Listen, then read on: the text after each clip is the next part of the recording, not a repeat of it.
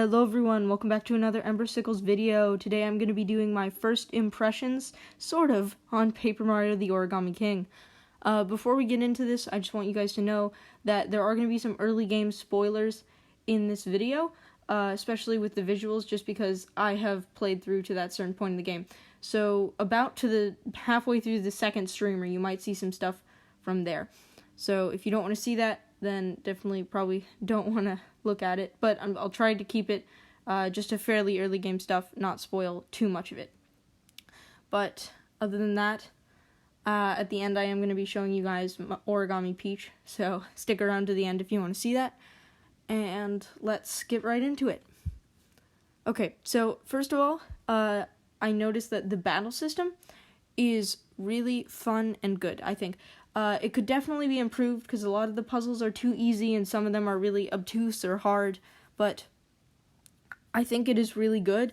And also the durability thing of the different weapons instead of cards works really well. I've had a ton of fun with the battles. I just enjoy the mechanics of them. So I think those are really good. I'm gonna try, just so you know, to avoid some of the stuff that I've talked about in my last Paper Mario video on Origami King and Color Splash, so I won't be talking a lot about the story or anything that we already knew. Anyway, so Towton, again, which is the hub of the area, is amazing. I'm a really big fan of Towton.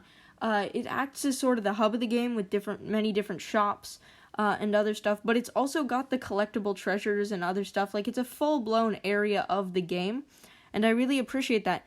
And it's also really big.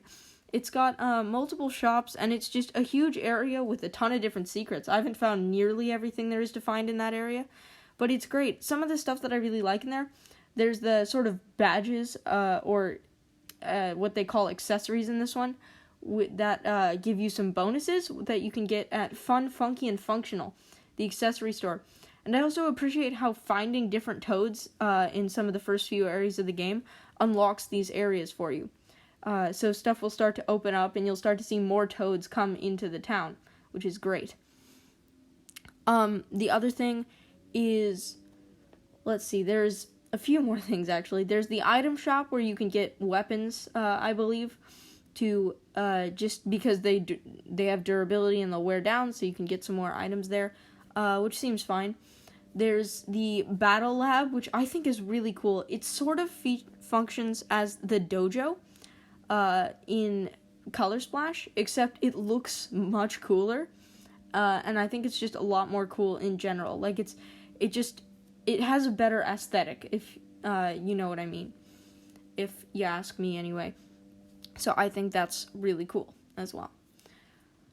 And then lastly, there's the museum where all your collectibles and all your other stuff is displayed, as well as entrances into the different worlds, sort of, that have streamers. That's not how you travel, so it's not necessarily a world map, but once you go to those areas, it's sort of a quick travel way to head into Towton and back to the area, which I think is cool. It's perfect, because you don't have to use it, and it's definitely not even close to a world map, which is great, but it's still helping people travel faster if they want to. Okay, moving past Towton, which is amazing. There's also some beautiful visuals and settings. Like, the game just looks really nice. And I think they've toned back the paper aesthetic a bit. Instead of trying to make everything look like paper in Color Splash, they're just trying to go for more of a kind of crafted, just really nice vibe. And I think they're pulling it off very excellently. Also, with the visuals and settings, the collectibles that you can find in all of the different settings, they're amazing. There's the hidden toads, of course, which I feel like a burst of adrenaline whenever I find one. It's just so satisfying to see them fold back into a toad from where they were. I think it's amazing. And then there's the collectible treasures, which look really cool. There's music you unlock once you fill in all the different spots of the world, which I think is amazing. They've given you a motive to fill in all the areas with confetti, because the holes in the ground, once you fill them all in for one section, you're gonna get a new track, a new piece of music, which I think it's just a great way to motivate people to do it. And then other than that, there's great cohesive sections and worlds, like the For example, and this is a little bit of early game spoilers, when you're doing the first section where there's the overlook tower and colored pencils, there's a tram that's blocked by the red streamer. Once you get the red streamer out, you can use the tram to head to Autumn Mountain. And you can also go to Towton using the tram. And I think that's just really cool. Like, that they're kind of trying to make it cohesive. That also ties into Towton, because there's a tram in Towton. And there's also a harbor, which I think we'll be using later in the game. As well as what seems to be the Professor Toad's house that he's gone from. So I think it's great that they're, like, just making it all connected together. I think that's really good. Other than that, it just feels good and natural to play through. Like, I just feel happy when I'm playing through the game. You know, anything you do is satisfying, really, and the interactions are great. The humor's still there, and I actually like it even more in this one, because I feel like, I don't know, maybe all the aspects that were changed from Color Splash just make it feel more immersive, so I feel less like they're going for a cheap laugh, and more like, it's just, you know, trying to be funny, entertain me, while also being immersive. There's also the Velumentals. This is another kind of, early game spoiler. The Velumentals... you may have seen in the Treehouse presentation that there was a Velumental temple for the Earth Velumental. Yeah, there are what seems to be 4 Velumentals throughout the game, that I assume you'll find one in each of 4 streamers, and then the 5th one will be different, I suppose. That are really, they're really cool. They have, like, elemental powers, and they are actually boss battles as well. So that's really cool. I've done 2 of them so far, I believe. I won't spoil how you do them, but the ways in which you get to them are really cool and unique. Just in the 2 I've done so far, they're totally different. And the battles themselves have specific mechanics in them. I think it's really cool. And then that leads me into my next point, which is boss battles are really nice. Like, I just really enjoy the boss battles themselves. I think the mechanics are cool, and they're kind of twisting the formula on its head, especially when you're fighting the Velumentals. And there's specific mechanics that you need to deal with, so that you don't get killed in battle. My one complaint with boss battles would be that it's sometimes a little too easy to rotate them around, I feel like. Often I just end up doing the same 2 things over and over again, and I'll have, like, even an extra ring spin there. So it's usually not a challenge, but sometimes I find that it's impossible to do something I'm supposed to do. So sometimes but for the most part, I just think they're a little bit too easy sometimes to figure out.